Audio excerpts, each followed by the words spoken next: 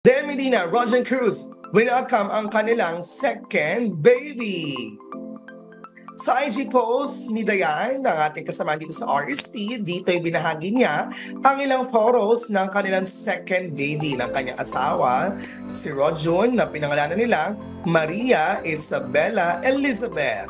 Ayon sa naturang post si Dayan, nakaranas siya ng ilang health issues during her pregnancy, kaya siya ay nagpapasalamat sa Diyos na walang nangyaring komplikasyon at naging maayos ang kanyang panganganak.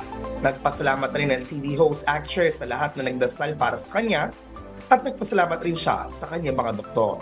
Samantala, sa isang hiwalay na IG post ito lamang Martes, ibinahagi ni Rojun na 17 years na nang kalipas mula na sinagot siya ni Dayan at inilarawan din niya bilang best na regalo ay binigay sa kanila ng Diyos ang kanilang baby girl.